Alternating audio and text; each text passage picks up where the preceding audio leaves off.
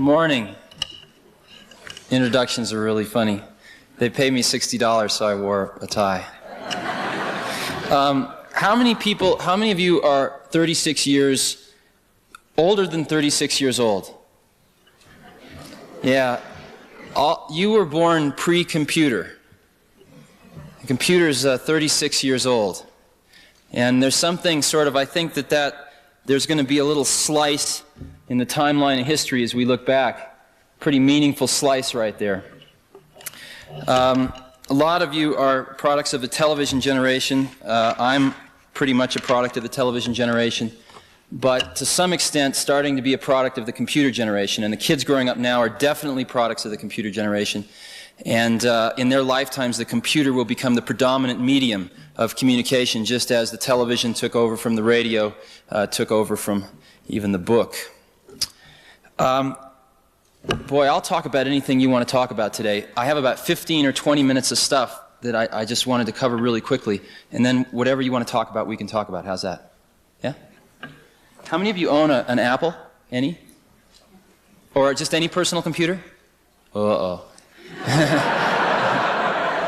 How many of you have used one or seen one? Anything like that? Good. Okay. Let's start off with what is a computer? What is a computer? It's really simple. It's just a simple machine, but it's a new type of machine. The gears, the pistons have been replaced with electrons. How many of you have ever seen an electron?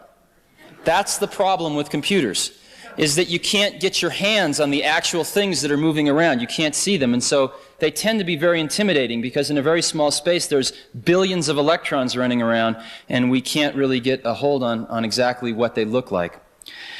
Computers are very adaptive. It's a very adaptive machine. We can move the electrons around differently to different places depending upon the current state of affairs, the results of the last time we moved the electrons around. So if you were here last night and you heard about the brain and how it's very adaptive, a computer is in the same way very, very adaptive. Second thing about a computer, it's very new. It was invented 36 years ago in 1947. The world's first degree in computer science offered by a university, which was the University of California at Berkeley, and it was a master's degree, was offered in 1968, which means the oldest person that has a degree in computer science is 39 years old. And the average age of professionals at Apple is under 30. So it's a field that's dominated by fairly young people. Third thing about computers, they're really dumb. They're exceptionally simple, but they're really fast. The raw instructions that we have to feed these little microprocessors, even the raw instructions that we have to feed these giant Cray 1 supercomputers are the most trivial of instructions. They're get some data from here, get a number from here, fetch a number, add two numbers together, test to see if it's bigger than 0, go put it over there. It's the most mundane thing you could ever imagine. But the key thing about it is that, let's say I could move 100 times faster than anyone in here. In the blink of your eye, I could run out there and I could grab a bouquet of fresh spring flowers or something, and I could run back in here and I could snap my fingers, and you'd all think I was a magician or something. And yet, I was basically doing a series of really simple instructions, moving, running out there, grabbing some flowers, running back, snapping my fingers, but I could just do them so fast that you would think that there was something magical going on. It's the exact same way with the computer. It can go grab these numbers and add them together and throw them over here at the rate of about 1 million instructions per second. And so we tend to think there's something magical going on, when in reality there's just a series of these simple instructions. Now, what we do is we take these very, very simple instructions and we, by building a collection of these things, build a higher level instruction. So instead of saying turn right, left foot, right foot, extend hand, grab flowers, run back, I can say, could you go get some flowers? Could you pour a cup of coffee? And we have started in the last 20 years to deal with computers in higher and higher levels of abstraction. But ultimately, these levels of abstraction get translated down into these stupid instructions that run really fast. Let's look at the brief history of computers. Best way to understand it's probably an analogy. Take the electric motor. The electric motor was first invented in the late 1800s, and when it was first invented, it was only possible to build a very, very large one, which meant that it could only be cost justified for very large applications, and therefore electric motors did not proliferate very fast at all. But the next breakthrough was when somebody took one of these large electric motors and they ran a shaft through the middle of a factory and through a series of belts and pulleys shared the horsepower of this one large electric motor on 15 or 20 medium-sized workstations, thereby allowing one electric motor to be cost justified on some medium-scale tasks. And electric motors proliferated even further then. But the real breakthrough was the invention of the fractional horsepower electric motor. We could then bring the horsepower directly to where it was needed and cost justify it on a totally individual application. And I think there's about 55 or so fractional horsepower motors now in every household. If we look at the development of computers, we see a real parallel. The first computer was called the ENIAC in 1947. It was developed particularly for ballistic military calculations. It was giant. Hardly anyone got a chance to use it. The next real breakthrough was in the 60s with the invention of what was called time sharing. And what we did was we took one of these very large computers and we shared it. Since it could execute so many instructions so quickly, we'd run some on Fred's job over here, and then we'd run some on Sally's job, and we'd run some on Don's job, and we'd run some on Susie's job, and we'd share this thing, and it was so fast that everyone would think they had the whole computer to themselves. Time sharing was what really started to proliferate computers in the 60s, and most of you, if you've used computer terminals connected with some umbilical cord to some large computer somewhere else, that's time sharing. That's what got computers on college campuses in large numbers. The reason Apple exists is because we stumbled on to fractional horsepower computing 5 years before anybody else. That's the reason we exist. We took these microprocessor chips, which is sort of a computer on a chip, and we surrounded it with all the other stuff you need to interact with a computer, and we made a computer that was about 13 pounds. And people would look at it and they'd say, well, where's the computer? This is just a terminal. And we'd say, no, that is the computer. And after about 5 minutes of repeating this, finally a light bulb would go on in their minds.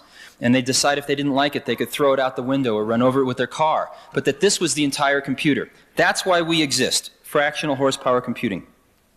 This fractional horsepower computing has created a revolution. It was invented in 1976, the first personal computer.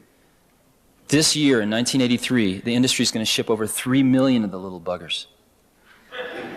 3 million. By 1986, we're going to ship more computers than automobiles in this country. And let me digress for a minute. One of the reasons I'm here is because I need your help. If you've looked at computers, they look like garbage. All the great product designers are off designing automobiles or they're off designing buildings, but hardly any of them are designing computers.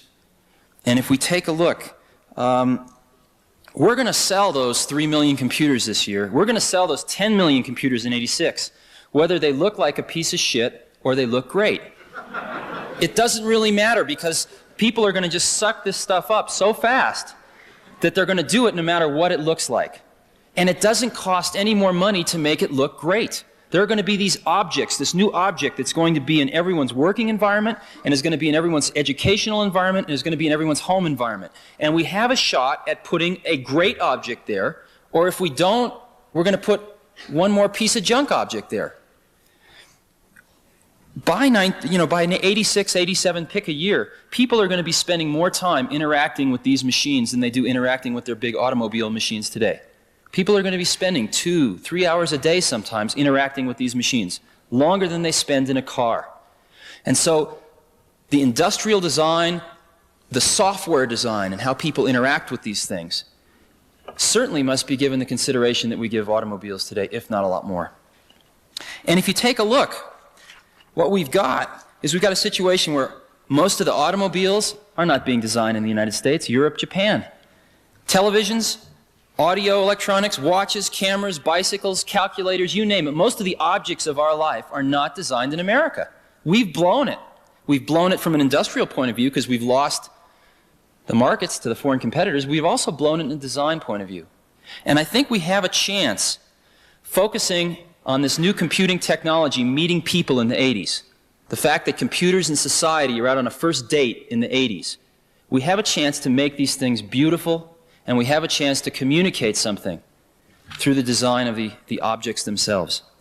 In addition to that, we're going to spend over $100 million in the next 12 months on media advertising. Apple alone. IBM will spend at least an equivalent amount. And we generate tens of millions of dollars worth of brochures, posters, more than the auto industry, again, as a comparison. And this stuff can either be great or it can be lousy. And we need help. We really, really need your help. Okay, let's go back to this revolution. What is happening? What's happening is the personal computer is a new medium of communication, one of the media. And so what's a media? It's a technology communication. A book is a medium, telephone, radio, television. These are mediums of communication. And each medium has pitfalls to it, has shortcomings, has boundaries which you can't cross, but it also generally has some new unique opportunities. The neat thing is that each medium shapes not only the communication that goes through it, but it shapes the process of communication. Perfect example. If you compare the telephone to what we're seeing now in electronic mail, where we link a bunch of computers together and we can send messages to an electronic mailbox, which people can then receive at their leisure.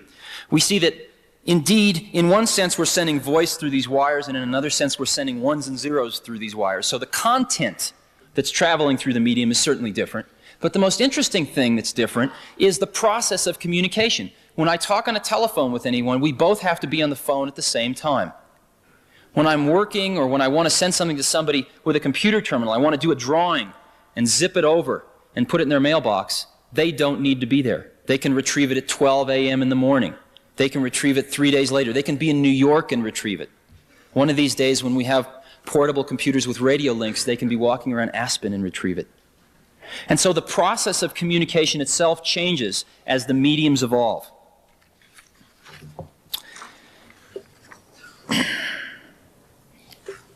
So what I'm claiming is that computers are a medium, and that personal computers are a new and different medium from large computers. What happens when a new medium enters the scene is that we tend to fall back into old media habits. And let's look at a few transitions from one medium to another. Radio to television, television to this incredible new interactive medium of the video disc. If you go back and you look at the first television shows, they're basically radio shows with a television camera pointed at them. And it took us the better part of the 50s to really understand how television was going to come into its own as its own medium. And I really think the first time that a lot of people were shook into realizing that television had come of age was the JFK funeral. The nation, a lot of the world, experienced the JFK funeral in their living room at a level of intensity that wouldn't have been possible with radio. I think another more upbeat example was the Apollo landing. That experience was not possible with the previous medium, and yet it took us the better part of 20 years for that one to really evolve. Let's look at the next transition. We have this optical video disc which can store 55,000 images on a side, or an hour of video randomly accessible. What are we using it for? Movies. We're dropping back into the old media habits. And there's a few experiments, though, that are starting to happen, and you start to believe that 5 years, 10 years from now, that's going to come into its own. A neat experiment happened right here in Aspen. MIT came out to Aspen about 4 or 5 years, I think about 4 years ago, and they had this truck with this camera on it, and they went down every single street, photographed every single intersection in every single street in Aspen. They photographed all the buildings, and they've got this computer and this video disc hooked up together, and on the screen, you see yourself looking down a street, and you can touch the screen, and there's some arrows on the screen, and you can touch walk forward. And all of a sudden, it's just like you're walking forward in the street. And you get to an intersection, and you can stop, and you can look right, and you can look straight, and you can look left. And you can decide which way you want to go. You can even go in some of the shops. It's an electronic map that gives you the feeling you're walking through Aspen. Then there's 4 little buttons in the corner, because they came back and they did exactly the same thing all 4 seasons. So you can be looking down a street, hit winter, all of a sudden you get the same street with 3 feet of snow on it. It's really amazing. That's not incredibly useful, but it points to some of the interactive nature of this new medium, which is just starting to break out from movies and is going to take another 5 to 10 years to evolve. Okay, let's go back to computers. We're in the I Love Lucy stage right now in our medium development. What we did was microcomputers, personal computers, first come on the scene. What do? We fall back into old media habits. We run these weird languages like COBOL. We do business accounting on them. That's the kind of stuff we have been doing on them historically. It took us about 4 years before we started breaking out of that. And we're just starting to break out of it now. When you look at Lisa, Lisa enables a person like me. I'm not an artist in the sense that many of you are. I can sit down and I can draw artistic pictures with that thing because there's a program called Lisa Draw. And if I don't like what I've just drawn, I can erase it, I can move it, I can shrink it, I can grow it, I can change its texture. There's a little airbrush. The more I scrub, the darker it gets. I can put soft edges on things, hard edges on things. And so I have no talent at drawing at all, can make neat drawings, and then I can cut them out and I can paste them into my documents so that I can combine pictures and words. And then I can send it onto the electronic mailbox so somebody else that's living here in Aspen can dial up a phone number and get their mail and see this drawing that I made. So we're starting to break out, and you can just see it now. And it's really exciting. So where we are is that the personal computer is a new medium, and that society and computers are really meeting for the first time in the 80s. In 15 years, it's going to be all over in terms of this first phase, getting these tools out into society in large numbers. But during the next 15 years, if we have an opportunity to do it great or to do it so-so. And what a lot of us at Apple are working on is trying to do it great. I want to look at one last thing, then we can talk about whatever you want to talk about. What is a computer program? Do you know what a computer program is? Anybody? No? Sort of? Sort of. It's an odd thing. It's really an odd thing. You can't, you've never seen an electron, but computer programs have no physical manifestation at all. They're simply ideas expressed on paper. Computer programs are archetypal. What do I mean by that? Let's compare computer programming to television programming. Again, if you go back and you look at the tapes of the JFK funeral in 1963, I guess, you'll start to cry. You will feel a lot of the same feelings you felt when you were watching that 20 years ago. Why? Because through the art of television programming, we are very good at capturing a set of experiences, two experiences, 20 experiences, and being able to recreate them. We're very good at that. It takes a lot of money, and it's somewhat limited, but we can do a pretty good job of that. You can really feel the excitement of Neil Armstrong landing on the moon. Computer programming does something a little different. What computer programming does is it captures the underlying principles of an experience. Not the experience itself, but the underlying principles of the experience. And those principles can enable thousands of different experiences that all follow those laws, if you will. And the perfect example is the video game. What does the video game do? It follows the laws of gravity, of angular momentum, and it sets up this stupid little Pong game. But the ball always follows these laws. No two Pong games are ever the same. And yet every single Pong game follows these underlying principles. Give you another example. There's a neat program called Hammurabi. And Hammurabi, there's 7-year-old kids playing this. And it's a game, and it comes up on the screen, he goes, and you're King Hammurabi. He goes, oh, King Hammurabi. And you get to be King Hammurabi of the ancient kingdom of Sumeria for 10 years. Comes, oh, King Hammurabi, this is year 1. You have 1,000 bushels of wheat in storage, you have 100 people, and you have 100 acres of land. Land is trading at 24 bushels an acre. Would you like to sell any land? No. Would you like to buy any land? No. How much would you like to plant, or feed, how much would you like to plant? And it turns out that if you don't plant enough, some of your people will starve the next year. And if you plant a lot, then people will come from the surrounding villages because you got a hot village to live in and you feed them well. So you plant a certain amount, but you need then it says how much, so you feed your people a certain amount, and then it asks you how much would you like to plant. And you have to plant so much as well in order to get the grain the next year. But you can't plant more acres than you have people to plant the acres. And so if you go on a land buying spree at the beginning, and you don't feed your people well because you spent all your grain buying land, then you don't have the people to plant the land, so it doesn't do any good. If you don't plant the land and you feed your people a ton, all these other people come from the surrounding villages, but they starve the next year. And there are these 7-year-old, and it goes on year 2, year 3, and every once in a while it throws in the rats ate some of the grain and you're in deep trouble. What are you going to do? Kill some people or sell some land or whatever. And it's crude, but basically there are these 7-year-old kids playing with this macroeconomic model. And you can argue about the content of the model, but one thing you can't argue about, they will sit there for hours and play that and learn. And we've got to get our models better and better and more sophisticated, but that is an interactive way of learning that none of us ever had when we were growing up. And again, thousands of individual experiences, but all based on that one set of underlying principles. When I was going to school, I had a few great teachers and a lot of mediocre teachers. And the thing that probably kept me out of jail was books. Because I could go read what Aristotle wrote or what Plato wrote. And I didn't have to have an intermediary in the way. And a book was a phenomenal thing. It got right from the source to the destination without anything in the middle. The problem was you can't ask Aristotle a question.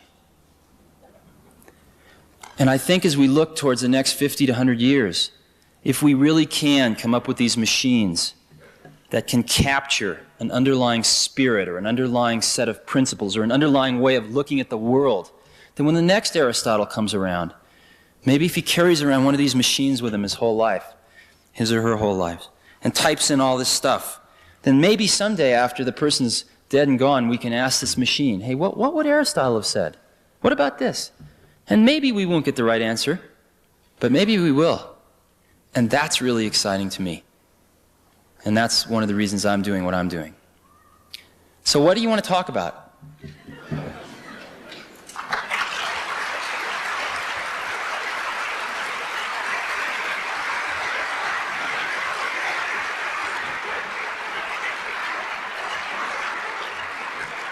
Yeah. The interconnection of these personal computers, how they will communicate with each other, unify. Yeah, it's a mess. What's happening now? Okay. How are we all going to work together? Okay. How are these computers all going to work together? They're going to probably work together a lot like people. Sometimes they're going to work together really well, and other times they're not going to work together so well. What we've got now is we are putting a lot of computers out that are made to be used pretty much in what we call a standalone mode. One person, one computer. But it isn't very long before you get a community of users using these things that really want to hook them all together. Because ultimately a computer is going to be a tool for communication. So they want to hook them together and communicate. And over the next 5 years, the standards for doing this are going to evolve. They all speak different languages right now. And there's I heard a funny story. We've talked a lot with AT&T, American Bell, etc. And there's a funny story about this is a true story. I talked to this old guy who was about 80 years old, and he was one of the original telephone installers. And he would go out and he'd install telephones in people in farmhouses, and they'd never seen anything like this. And it takes 2 wires. He'd run the 2 wires down and he'd hook up the phone. And he was out installing this phone for this Italian family in this farm. And he'd finished installing the phone, and the guy asked him, well, can I speak Italian on this phone? And he said, why didn't you tell me? I got to run a 3rd wire. It'll be $50 extra. So that's where we are today. And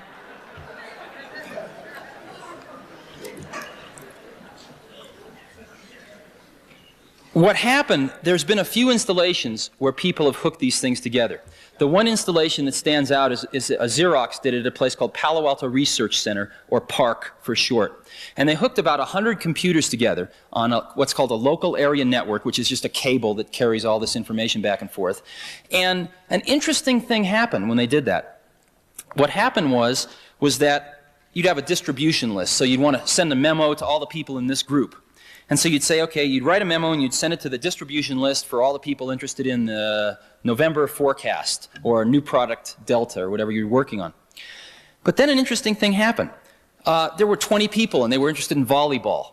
So a volleyball distribution list evolved. And when there was the volleyball game next week was changed, you'd write a quick memo and send it to the volleyball distribution list. Then there was a Chinese food cooking list. And before long, there were more lists than people. And it was a very, very interesting phenomenon, because I think that that's exactly what's going to happen. is that as we start to tie these things together, they're going to facilitate communication and facilitate bringing people together in the special interests that they have. And we're about 5 years away from really solving the problems of hooking these computers together in the office. And we're about 10 to 15 years away of solving the problems of hooking them together in the home. And a lot of people working on it, but it's a pretty fierce problem. Now, Apple's strategy is really simple. What we want to do is we want to put an incredibly great computer in a book that you can carry around with you that you can learn how to use in 20 minutes. That's what we want to do, and we want to do it this decade. And we really want to do it with a radio link in it, so you don't have to hook up to anything. You're in communication with all these larger databases and other computers. We don't know how to do that now. It's impossible technically. So we had three options. One was to do nothing. And as I mentioned, we're all pretty young and impatient, so that was not a good option. The second one was to put a piece of garbage computer in a book. And we can do that, but our competitors are doing that, and so we don't need to do that. The third option was to design the computer that we want to put into the book eventually, even though we can't put it into the book now. And right now, it fits in a bread box, and it's $10,000, and it's called Lisa. And it just so turns out that, fortunately, there is a giant office market out there that is buying these things a lot faster than we can make them. We're sold out for the next year. And we'll sell over $100 million of those things the first year. So, fortunately, there is an office marketplace where enhancing personal productivity is absolutely worth $10,000 a person. And they're gobbling these things up, and they will pay for the development of this new technology. The next thing we will do is we will find a way to put it in a shoebox and sell it for like $2,500. And that'll be the next step. And finally, we'll find a way to get it in a book and sell it for under $1,000. And we will be there within 5 to 7 years. And that's what we're working pretty singularly on. Yeah? You mentioned that Apple needs designers and industrial designers to help you. We as designers need Apple to do something for us in terms of providing computers as economical, and our sense of the word economical, and geographically allowing design things. Is your company planning anything like that? I know you have a product in the market right now, but it's a little crude. Yeah, it is a little crude. Right. Okay, let me tell you that what we're planning to do to sort of be able to provide tools for graphic design. That'll never be our fort. Our fort is going to be just people. And relative to nothing, what we can give them in the next 5 years is a lot. And eventually we'll get to the point where people can create images that are as good as they could create any other way. But it's going to take the better part of this decade to be able to get it down to a price level that people can afford. But we're doing some things now. Every computer to date has used a weird type on the screen, as you've known. The I's are just as wide as the W's. They're non-proportionally spaced fonts, we call them. You call them. And it's really been impossible to use multiple fonts on the screen at any given time. Matter of fact, the fonts have been just garbage. And it's really been impossible to embed any kind of graphics with text. If you take a look at Lisa, it is totally proportionally spaced text. We have 30, 40 fonts on the screen that come out at approximately 80 dots per inch resolution on the screen, approximately up to 300 dots per inch resolution on a laser printer. And that's where we are today. And what you're saying is we really want to go to 600, 700, 800 dots per inch on a laser film printer. We're not there yet. But we're solving the problems of injecting some liberal arts into these computers. That's what we're trying to do right now. Let's get proportionally spaced fonts in there. Let's get multiple fonts in there. Let's get graphics in there so that we can deal in pictures. And let's get to the point where 3 years from now, when there is going to be no college student 3 or 4 years from now that's ever going to think of writing a paper without one of these things. Just like they will not think of going to a science class without a calculator today. And where we've got to get to is where people 3 or 4 years from now are using these things and they go, wasn't this the way it always was? That's where we're trying to get to now. Once we get to there, then we can look at some of the other stuff. Yeah? Could you give us your perspective on the surveillance issue that you brought up in the previous presentation? Apple's perspective on Yeah, I only heard part of which part, you're talking about the people having these big databases about your life, or? The privacy issue.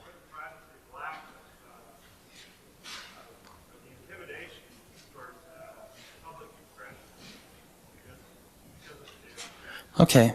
I guess what I see now is an incredible amount of information, but not a very great ability to distill any sort of knowledge or wisdom out of that information. We are all bombarded with information every day, and there is so much information in data banks, in congressional budgets, in testimony, in books, journal articles being published every day, and our ability to turn all that information, to filter it to what we're interested in, and to turn it into something useful to us, into some knowledge, is very low. So I think if we're really interested in a distributed society where the ability to understand things and the ability to distill information, knowledge from information, is possessible by everyone, that the first thing we've got to do is give tools to people to help them do that. Because right now, those tools are centralized. Do you see what I'm saying? So I think the first step towards ensuring that we don't get a concentration of something that you don't want is to distribute that intelligence, if you will, that can turn all this information into some sort of knowledge for us, so that we can get on and we can look at any congressional testimony that has to do with gun control, any journal articles published, any newspaper articles published, so that I can come home and on a weekend peruse the weekly outpouring of information, but put a filter on it, because I'm only interested in gun control. And I can find out that my congressman gave some testimony last week about gun control that I didn't agree with, so I can get on and write him a pretty nasty letter and zing it on the email system and make sure that at least one of his aides will read it tomorrow. And I think that that probably is a lot more important than worrying about these global databases. I don't think that you're going to find we're moving rapidly into an era of electronic funds transfer. And I think that's probably the thing that people are most concerned about right now. Because you could keep a history of our whereabouts and things like that just based on financial transactions. And I think that's the thing people are most concerned about right now. But I haven't heard a ton of issues concerning these giant databases knowing everything about us that had much substance to them. The thing I'm most concerned with is the ability to turn all this stuff into something we can do something about. Does that make any sense? I didn't get much sleep last night, so I'm a little fuzzy. Yeah.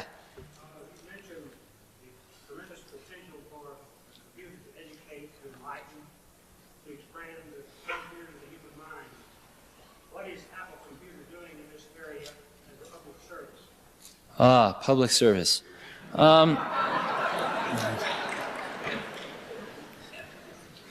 We don't do things because we think they're public services. We do them because we think they ought to be done, I guess. We do them because we want to do them. We're doing a few things. The first thing we're doing is there's a situation that's occurring in schools right now in that this all started, the former governor of California, Governor Brown, started this thing called the California Commission on Industrial Innovation in 1980. And it turns out, we'll do about $1 billion this year. And we have a business plan that looks out 5 years. It's not always accurate, but it shows us the trends, shows us the general directions, shows us some of the pitfalls. California is 22, I think $300 billion economy. GNP, basically, is associated with California.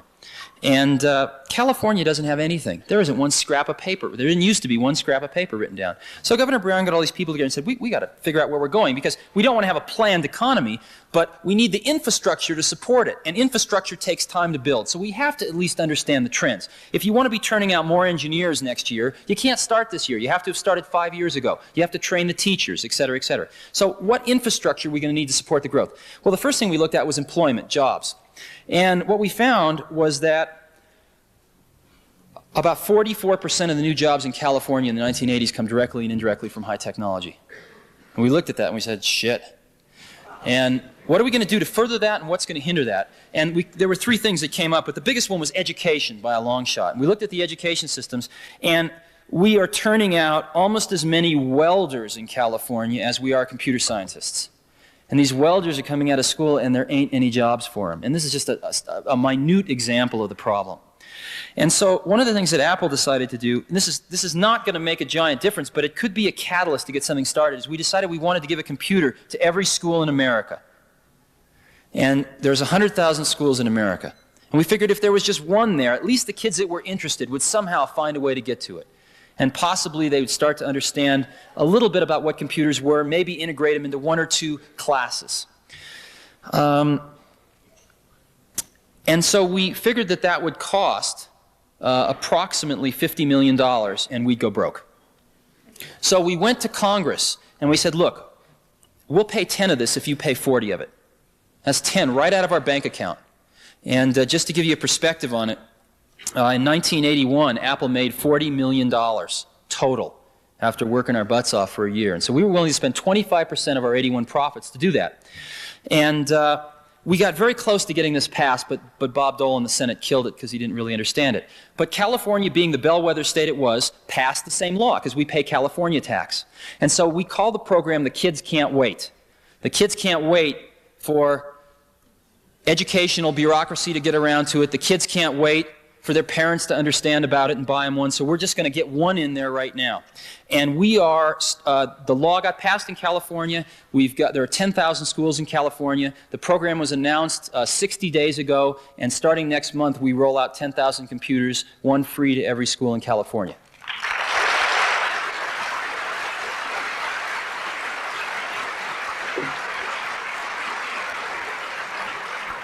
And I guess the important thing, though, to restate, this isn't going to fundamentally change the problem. But at least it's going to get one computer in there so that if there is a student, especially in one of the schools that can't afford these things, which is another thing that concerns us, this computer have not split, at least they'll get exposure to one. So, yeah? We're constantly told that by 2000, 85% of this will be the information business. How do you feel about that? Oh, well, over half of the gross national product is contributed by companies and people that are already in the information business today. And that's true. Most of the people that got laid off from General Motors are never going to go back to work at General Motors. Ever, ever, ever. And unless we retrain them and give them skills, they're going to burn the cities down. And that's one of the biggest problems facing us right now. It's real easy to talk high tech. It's real hard to take all these guys that have been putting fenders on for 15 years, you know, servicing computers. It's going to be really hard, and we're not paying enough attention to it right now. But we're already in the information age. We're ready there now. Most of us manipulate information for a living. Yeah? Yes, is there ever going to be standardization of software, hardware, equipment, with proliferation of software packages? It's very difficult to decide, like you show the Apple, you go with Apple students, me, Lisa, and it's very difficult to go out in the marketplace to decide what the quality of these particular equipment are, because they change. Right. That's right. Here's a challenge for you. You want to just make a great contribution, have fun, make zillions of dollars, all at the same time.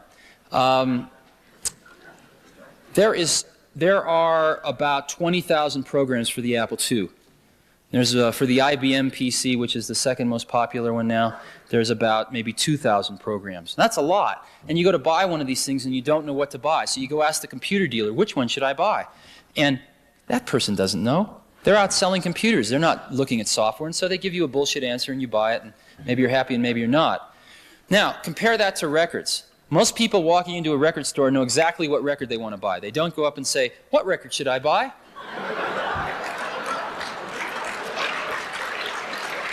They know exactly what record they want to buy because there is the phenomenon of the radio station, a free sampling, so that we make our decisions before we go in to the distribution center for the records. We need the equivalent in the software business. We need a software radio station, quote unquote. And what's going to happen is that I think right now software is information, and the information is expressed with a bunch of ones and zeros. And what we do now is we take those ones and zeros and we encode them magnetically on this piece of mylar with a bunch of gook on the surface of it that remembers the ones and zeros. We take it, we put it in a package with a manual. We take that, we put it on a truck, we ship it to a dealer. They take it out of the truck, they put it on the shelf. It sits there for a while, costing them money. A customer comes in, peruses them, and picks one out, takes it home, shoves it in their computer, and it translates it back to electrical impulses of ones and zeros. Now, I mean, that's a pretty long path. Where we'll be going is transmitting this stuff electronically over the phone lines, to where when you want to buy a piece of software, we take our ones and zeros, and you ever push a touch-tone phone and you're doot, doot, doot, doot, doot, doot, doot, right? We'll send tones over the phone that the computers will understand and go directly from computer to computer. That's what we'll be doing. Once we do that, maybe it's possible to say, well, we'll give you 30 seconds of this program for free, or we'll give you 5 screenshots, or we'll let you play with it for a day. And if you want to buy it, just type in your Visa number and you got it. I don't know how we're going to do it, but we need a radio station. Yeah? Could you address about computer literacy? What you've done with Lisa seems to be changing the parameters of computer literacy. The person who uses Office has really done something about machine. Right. How they actually know how to roll them out. So where do you see it now? Where do you see it going? Okay.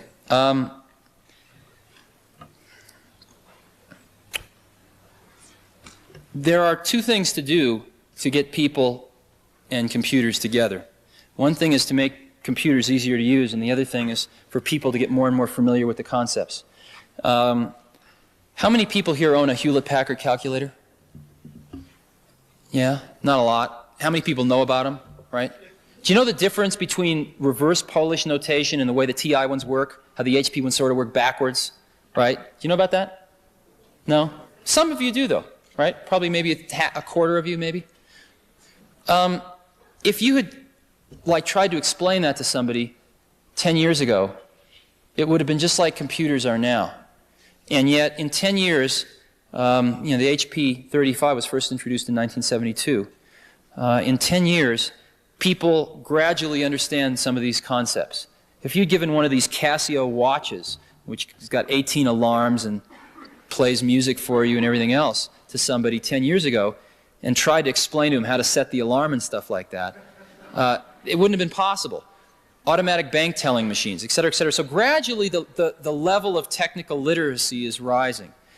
The problem is we're educating people on these garbage devices. You know, setting a Casio watch is really a pain still. So even though we have products like Lisa, we are still going to need to educate people about what computers are and what they do. But where we're trying to get is we're trying to get away from programming.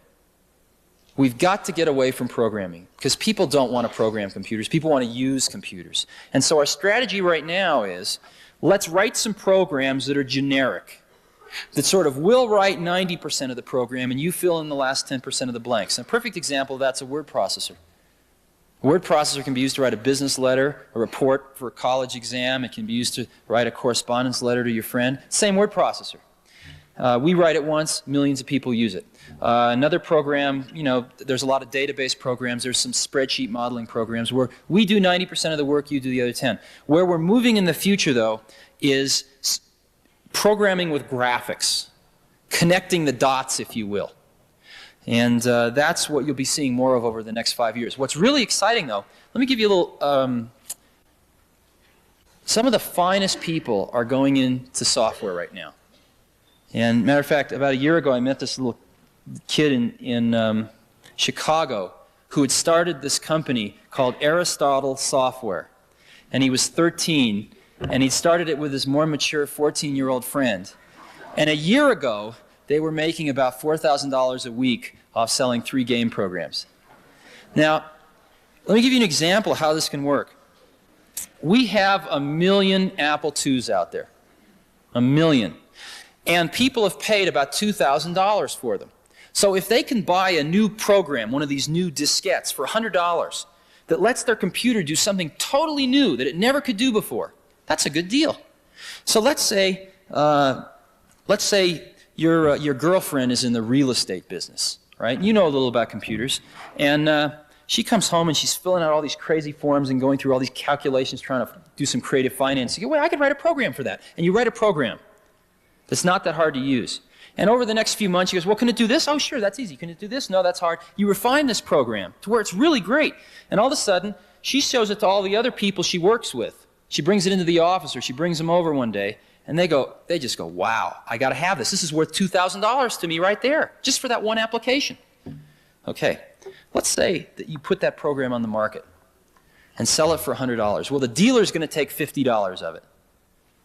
So you'll see $50 per copy. And let's say it costs $25 to make it. You're going to make $25 profit per copy.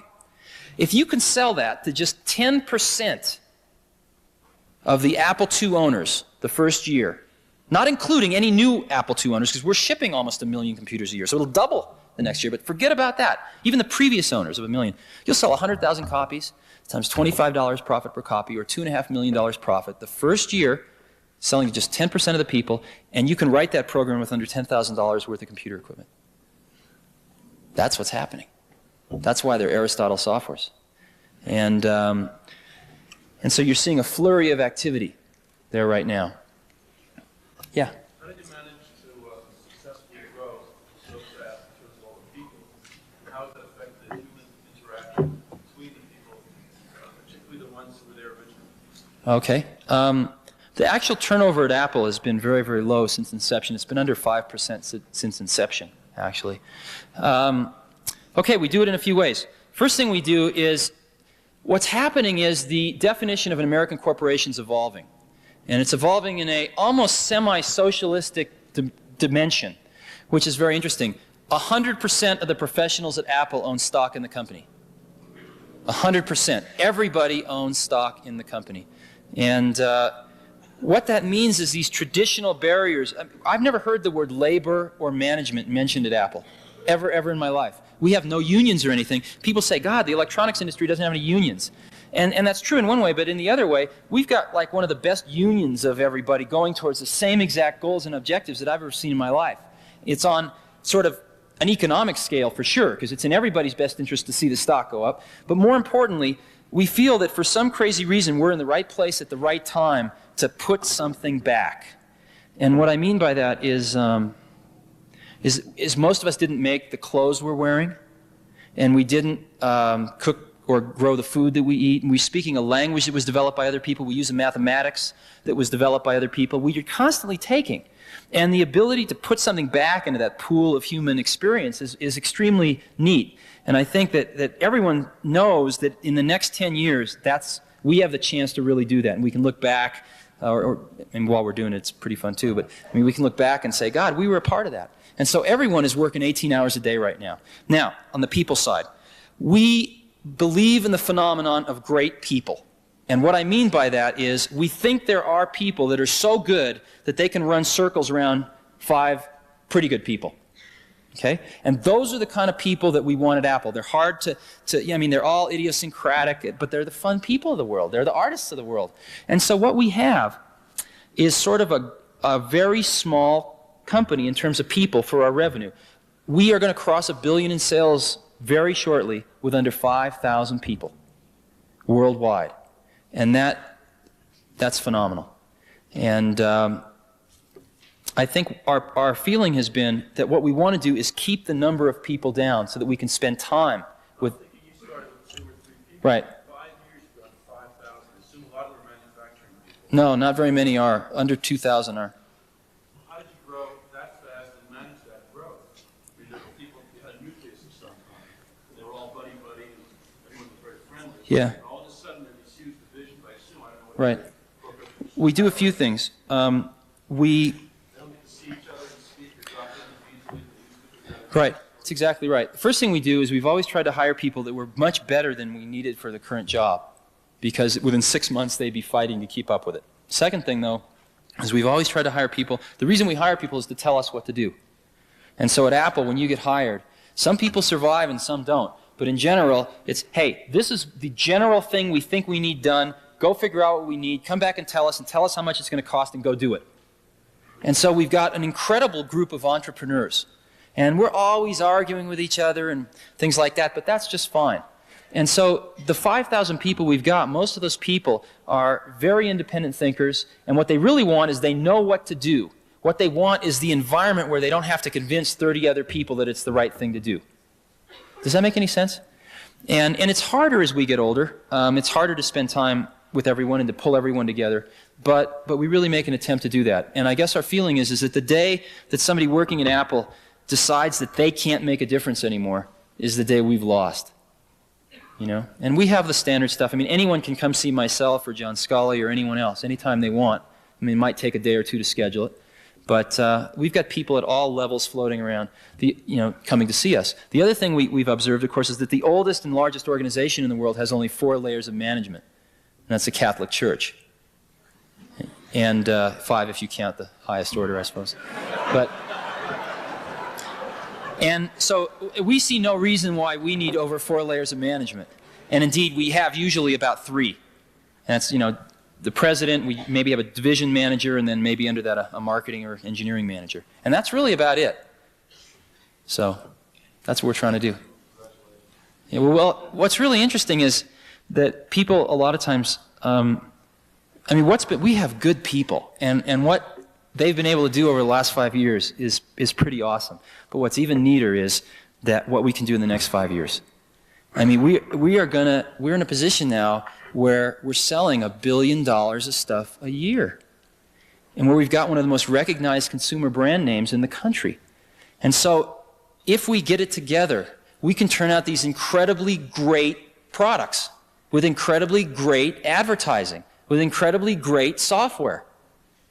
And so what we want to do is just get great people to come help us do that, because that's a pretty giant thing to try to do. But that's what we're going for. We started with nothing. So whenever you start with nothing, you always can shoot for the moon. You have nothing to lose. And the thing that happens is when you sort of get something, it's very easy to go into cover your ass mode, and then you become conservative and vote for Ronnie. So what we're trying to do is to realize the very amazing time that we're in, and not go into that mode. And I think Lisa's a reflection of that. I mean, we gambled the company on Lisa. If Lisa had bombed, Apple would be just one more computer company. And we gambled everything on it. We had no backup to it. Everything went into that. For 3.5 years, the best and the brightest at Apple worked on this product. Now, how come they came to Apple to work on this? We hired these people from other companies. And the reason they came to Apple was because they knew what to do. But the companies they were working for wouldn't take the risk and do it. And we said, come to Apple and build this. And they said, well, who do I have to convince to do that? Nobody, just go do it. And we got a collection of, I think, some of the finest computer scientists in the world that just went and did it. And that's why I go to work in the morning, is to hang around these type of people. They're fun. They play in punk rock bands on the weekends and all sorts of stuff. Computer people aren't, you read all this computer nerd stuff, it's not really true anymore. They're really a lot closer to artists than they are to anything else. They come into work at about, I don't know, anytime they want, but usually about 11 in the morning, 12 in the morning, play a few rounds of ping pong, work really hard. They work really hard, but they'll work, and generally about 4 we go out and maybe play, a game of volleyball somewhere or something like that, and then in the evening we work, and then they'll have dinner, and we'll go out to a Japanese restaurant for dinner or something, and come back, and they'll work till about 2 or 3 in the morning. And they go home and wake up at 11 the next morning, coming to work. Yeah. Yeah, you, sure. Why not? How long will we be tied for those skilled typists of us to the actual keyboard? And once that voice generation really comes into being, what will that do for those of us who have invested thousands already in this keyboard that we have? Uh-oh. Can you teach skiing?